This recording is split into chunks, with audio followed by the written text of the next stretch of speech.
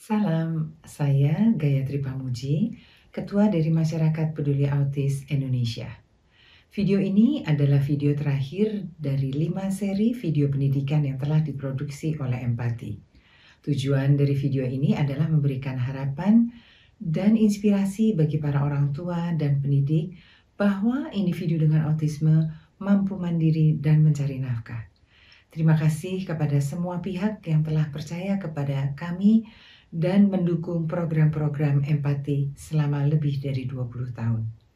Selamat menyaksikan, semoga bermanfaat. Ketika mendengar anak kita didiagnosa autisme, perasaan marah, sedih, takut, depresi mungkin akan muncul. Respon tersebut wajar dan sangat manusiawi. Namun, waktu tidak akan berhenti hanya karena kita depresi. Karena pada akhirnya, kita harus melakukan apa yang harus dilakukan agar semuanya menjadi lebih baik untuk masa depan anak kita. Autism is not a choice, but acceptance is.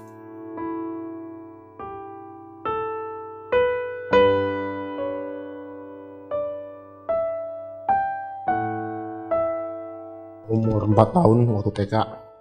Umur 10 tahun. Saya baru sadar diri saya autis ketika saya 12 tahun. Kira-kira pas aku SMP atau SMA karena waktu kecil, aku tidak paham apa arti kata autism. Saya mengetahui bahwa saya penyandang autis waktu masuk SMP. Saya tahunya sejak saya SMP. Saya mengetahui kalau saya ini adalah anak berkebutuhan khusus ketika saya mulai terapi, yaitu waktu saya mau masuk SD di usia 6 tahun silam. Resminya saya baru memiliki diagnosis klinis itu pada umur 33 tahun, berarti sekitar 2 tahun yang lalu. Tapi kalau bicara mengetahui, sebenarnya saya sudah mengetahui sejak saya kecil, terutama sekitar usia SMP antara 13 atau 14 tahun. Biasa aja. Saya bingung dan saya kaget karena saat itu saya tidak tahu autis itu apa. Kakak harus rajin terapi. Aku nggak bereaksi sama sekali, justru bertingkah biasa-biasa saja. Ya, merasa ada yang kurang juga. Ya merasa, wah ada yang aneh lah pokoknya di hadapan orang. Nggak rasa normal. Ada banyak perasaan yang muncul pastinya, tapi yang paling utama adalah saya justru malah merasa lega. Karena selama bertahun-tahun ini saya hidup dengan berbagai tantangan yang saya miliki sebagai seorang autistik. Saya memiliki masalah dengan rasa percaya diri dan citra diri saya. Belum ada pengalaman membesarkan anak seperti apa, dan kebetulan juga dengan diagnosa ini gitu ya. Jadi memang pertama memang kaget, tapi kemudian saya harus berpikir kaget, lalu apa yang harus saya lakukan? Karena sebagai orang tua memang saya harus do something supaya anak ini bisa berkembang. Kita tuh ada dari hati nurani tuh sebenarnya punya rasa menolak. Ini terus terang saya pribadi juga seperti itu. Anak saya nih nggak mungkin hal seperti ini, normal-normal aja. Mencoba berbesar hati untuk menerima keadaan Dava seperti itu. Karena kalau kami tidak ikhlas menerima itu, kami akan susah untuk selanjutnya memikirkan Dava harus bagaimana. Terus apa yang harus kita lakukan untuk Dava. Jadi pada saat itu yang terpikir adalah, oke, anak ini didiagnosa autis. Selanjutnya apa yang harus kita lakukan? Ya pasti nangis, berapa hari nangis. Itu tantangannya karena nggak tahu mau ngapain gitu seperti itu. Untuk menerima kenyataan bahwa saya mempunyai anak berkebutuhan khusus. Ketidaktahuan kita, ketidakadaan pengalaman kita, informasi tentang autis itu sendiri. lalu kemudian bagaimana keseharian kita menghandle dia, bagaimana kita harus memberikan pendidikan, memberikan masa depan kepada anak tersebut, yang menurut saya sebetulnya sama halnya dengan kalau kita menghadapi anak normal, tapi tambahannya di sini adalah dengan keunikannya dia sebagai penyandang autis. Bagaimana anak kita ini nantinya bisa untuk berbaur dengan anak-anak lain yang seperti halnya dibilang bukan non ABK lah ya, anak normal. Nah, jadi itu yang utama, kita harus bisa menerima bahwa anak kita itu kalau seandainya didiagnosa seperti itu, dan kita juga harus menyadari bahwa ini adalah anugerah. Jadi jangan sampai kita berkecil hati lah ya. Tidak terlalu masalah. Jadi malah ada rasa lega karena pada saat diagnosanya keluar kami jadi tahu, oke, ini masalahnya, sekarang kita cari solusinya. Tapi kalau nanti bertanya yang paling berat, dana itu pasti paling berat. Karena untuk terapi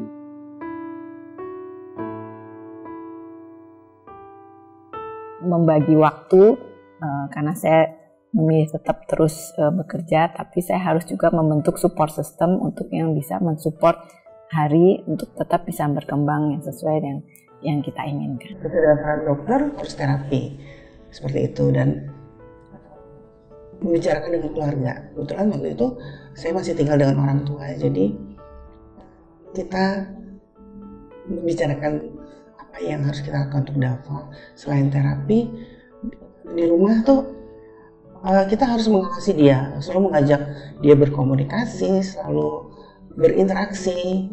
Jadi semua orang di rumah juga saya ajarkan untuk bagaimana harus memperlakukan Dava, yang mana yang boleh, mana yang enggak. Orang tua dan lewat guru habis baru ke masyarakat. Awalnya tidak berani cerita, tapi setelah itu saya berusaha memberanikan diri untuk cerita kalau saya autis. Saya memberitahu pada orang tua saya, gitu, kebetulan yang masih ada adalah ibu saya, bahwa saya akan mengambil diagnosis ini. Mama akan diwawancara oleh psikolog, dan nanti wawancara kurang lebih mama cerita aja seperti waktu kecil aku seperti apa dan lain-lain sebagainya. Saya yang kasih tahu kepada teman saja kalau ketika lagi kenalan tentang kondisi saya. Dan juga orang tua itu selalu kasih tahu ke sekolah-sekolah, yaitu guru.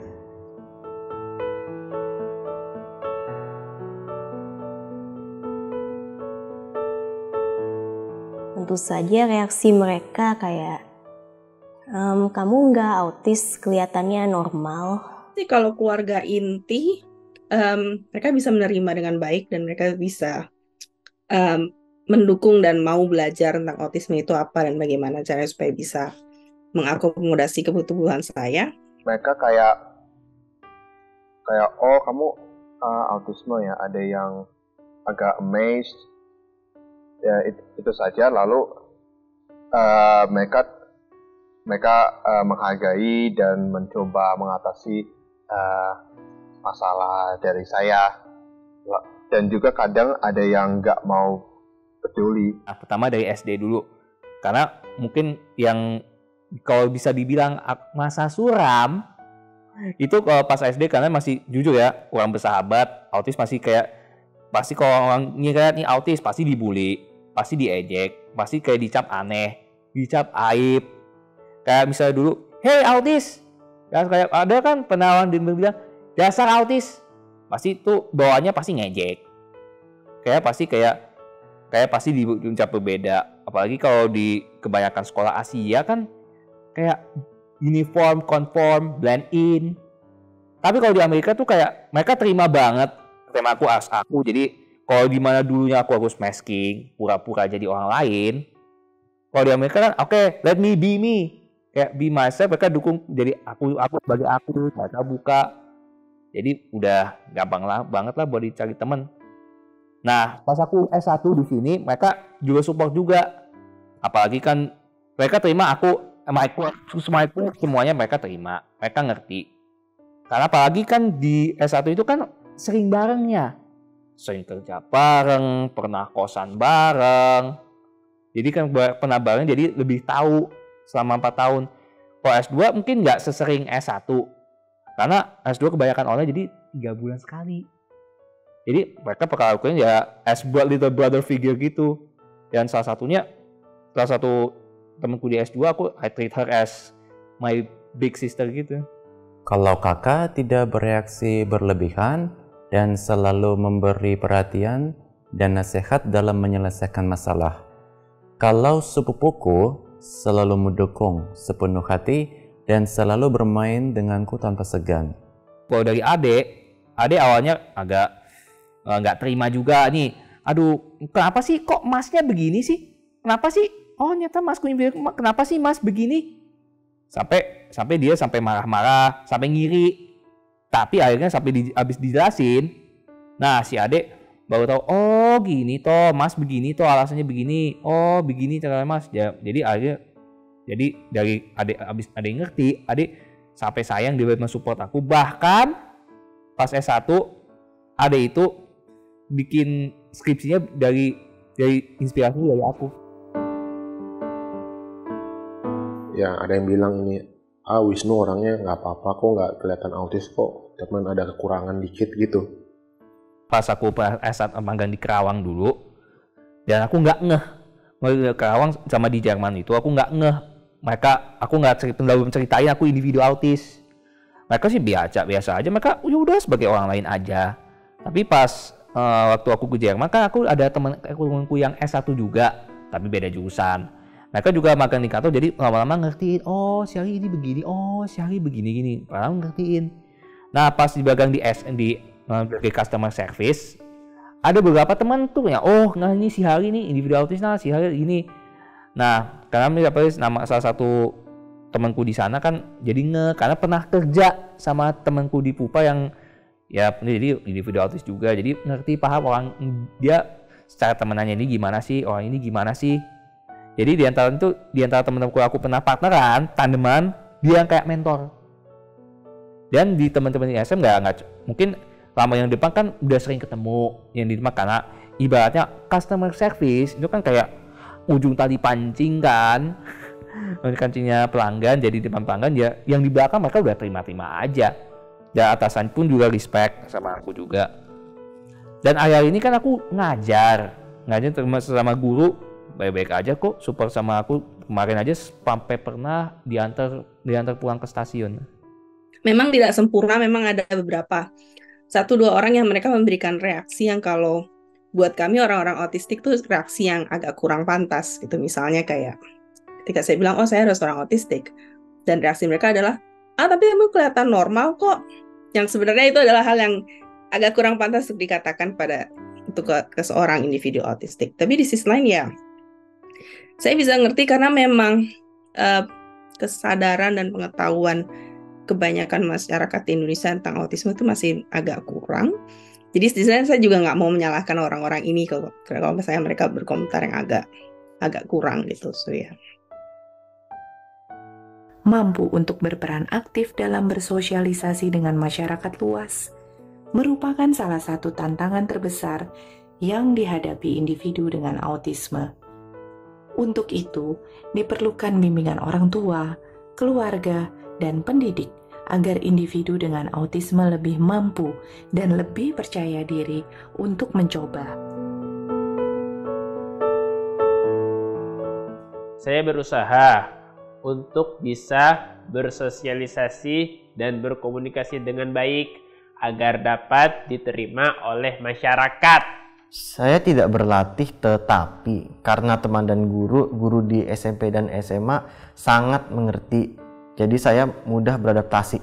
Diajarin sama orang yang udah terbiasa lah, orang-orang yang udah pinter, jadi saya diarahin terus supaya bisa jadi pinter.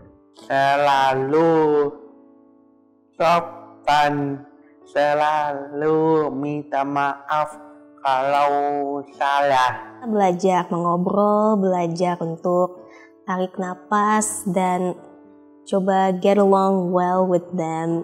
Pertama, saya melatih awareness dengan sering berolahraga. Kedua, mengurangi habit buruk dalam bicara sendiri, bicara cepat, atau ikut campur percakapan orang. Aku belajar untuk membaca suasana dan kapan boleh berbicara sesuatu, baik itu topik yang kusuka atau topik baru yang belum kukenal. Saya minta bantuan atau saran, bisa jadi dari orang tua. Aku punya kakak, itu kasih tahu itu gimana cara sosial dari orang lain, dan juga kalau ada teman yang kenalan tapi nggak terlalu banyak yang teman yang belum kenal, saya bisa jadi kasih saran yang sedikit. Tidak mudah memberitahu kondisi autisme ke semua orang karena kurangnya pemahaman dan stigma tentang autisme.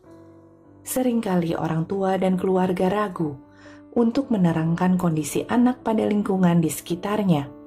Namun, keluarga adalah sumber informasi tentang autisme dan pembela hak yang paling kuat agar masyarakat bisa menerima anak-anak ini dengan segala keunikannya. Tolong kasih mereka kesempatan. Walaupun mereka berbeda dan perlu dilatih, tolong latih mereka. Saya berharap masyarakat bisa menerima ABK dengan baik seperti menerima anak normal. Masyarakat itu harus bisa ngertiin saya, dan kalau misalnya saya ada kekurangan atau saya salah gitu, harusnya diarahkan baik-baik, pelan-pelan, jangan dikerasin, jangan dibully, jangan pakai anarkis lah, jangan pakai ketegasan atau jangan dicuekin gitulah, jangan dilupain gitulah. Bisa menghargai saya dan coba mengatasi kekurangan saya, yaitu masalah komunikasi saya, menerima ucapan atau kata-kata yang tidak kenal. Dan selain itu, aku ada kemampuannya yaitu menggambar dan melukis. Itu bisa jadi bisa diterima kalau nanti di dunia kerja saya bisa membagikan ide saya dalam kreativitas. Orang-orang mungkin yang neurotipikal mungkin bisa lebih mengerti kalau misalnya ada orang autistik yang membutuhkan akomodasi tertentu di ruang publik. Contohnya misalnya kalau saya keluar rumah, itu saya harus bawa kacamata hitam dan earphone yang ada noise cancelling. Karena kebetulan saya termasuk yang punya sedikit perbedaan sensori yang membuat saya lebih sensitif terhadap cahaya dan kadang-kadang suara. Dan itu berarti kadang-kadang ketika saya ada di ruang publik dan ada di sebuah ruangan yang cahayanya terlalu terang, ya saya harus pakai kacamata hitam. Itu maksudnya bukan buat gaya-gayaan atau bagaimana, tapi untuk supaya mencegah supaya tubuh saya tidak kewalahan dengan stimulus yang berlebihan yang ada di ruang publik. So, jadi memang hal-hal kecil seperti ini yang mungkin kalau orang yang tidak punya pengetahuan tentang autistik mungkin dianggapnya sesuatu yang aneh, dan mungkin akan akibatnya mungkin itu yang seringkali membuat orang-orang autistik jadi sasaran perundungan. Tapi ya kita mesti belajar untuk mengerti bahwa memang buat orang-orang autistik akomodasi seperti itu ada suatu kebutuhan yang paling mendasar, yang paling mereka perlukan supaya mereka tuh bisa berfungsi di masyarakat.